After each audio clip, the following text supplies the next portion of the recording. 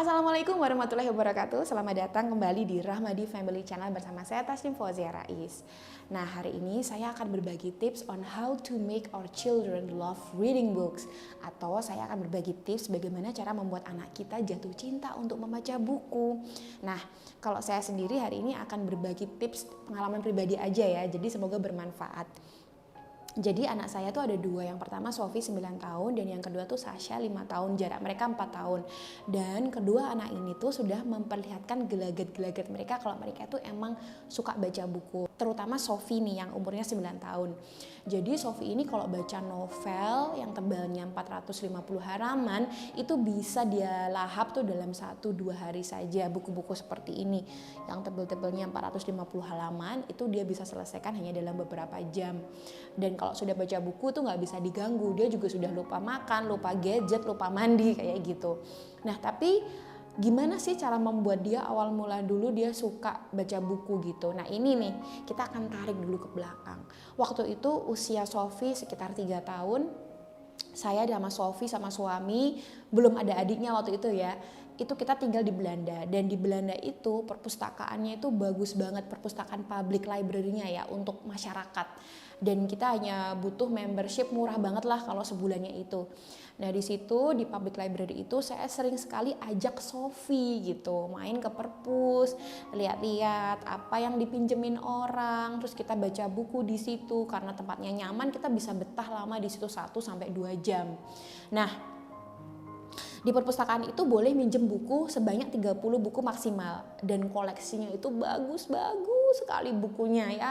Kondisinya juga masih bagus. Terus buku cerita anak itu ada ribuan gitu.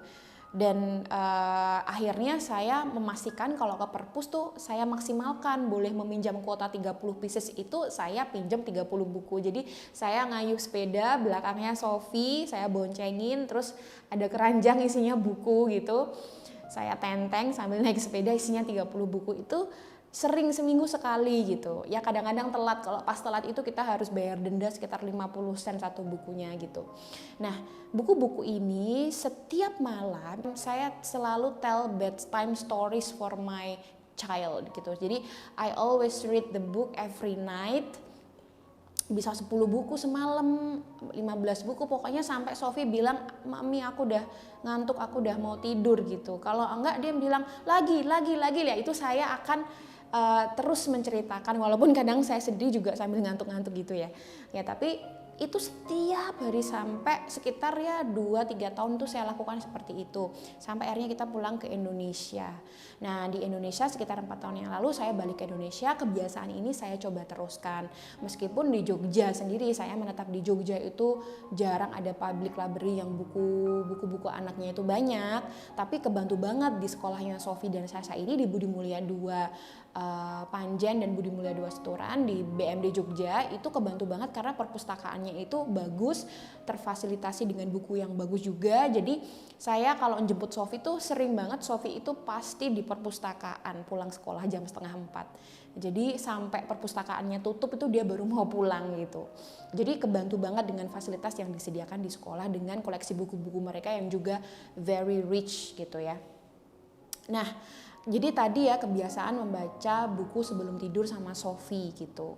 Nah ini kebiasaan ini juga saya teruskan untuk Sasha. Kemudian yang kedua itu saya sering sekali bermain role play dengan kedua anak saya. Jadi misalnya kita habis baca Snow White, nanti saya akan jadi witch, kemudian Sophie atau Sasha akan jadi Snow White-nya. Nanti siapa yang jadi prince, siapa yang jadi dwarf gitu. Jadi storytelling plus role play. Nah role play ini sebenarnya yang membantu anak-anak untuk mengekspresikan apa yang sudah mereka serap gitu loh. Dia akan mengekspresikan dengan kata-kata dia sendiri. Jadi itu nggak scripted. Dia mengungkapkan semua skrip itu ya dengan apa yang ada di otak mereka. Jadi itu waktu yang bagus untuk membuat anak-anak kita belajar mengekspresikan diri sendiri. Kemudian yang ketiga, saya juga kebantu banget dengan audiobook. Jadi saya itu nemu website namanya Epic, EPIC, Epic. Ini nggak endorse ya. Jadi memang saya subscribe dan bagus sekali di situ tuh ada audiobook, ada read to me, terus ada buku-buku juga dengan bergambar. Jadi sukanya saya di situ audiobooknya sama read to me. Jadi anak-anak nggak harus lihat screennya tuh bisa di off kan, dan suara audiobooknya itu ngebantu anak untuk listening skillnya gitu. Jadi alhamdulillah kebantu banget dengan adanya aplikasi Epic ini gitu.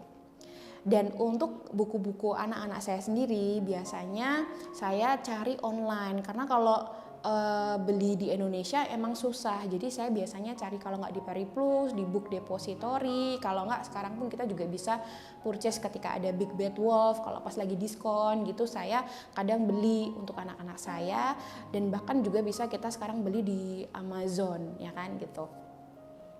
Oke deh, mungkin segini dulu sharingnya on the tips how to make our children love reading books.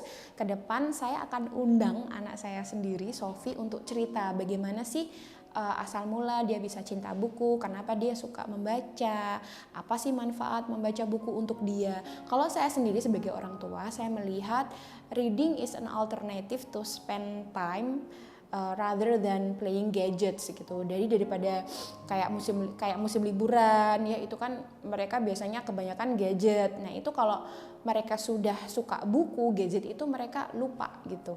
Jadi dan membaca buku itu kita tahu itu akan memperluas wawasan mereka, vocabulary mereka, memperluas reasoning mereka, skill mereka untuk berpikir secara kritis, mencari solusi-solusi, berpikir secara imajinatif, tidak terkungkung hanya dengan kotak-kotak yang ada, tetapi bagaimana mereka bisa berpikir secara out of the box. Itu didapat kalau mereka sering membaca buku apapun yang bermanfaat, yang berfaedah, yang memiliki konten edukatif dan bermanfaat untuk kehidupan mereka. Segitu dulu ya, nanti insya Allah ke depan saya akan undang Sophie sebagai guest star untuk ya sharing aja sih gimana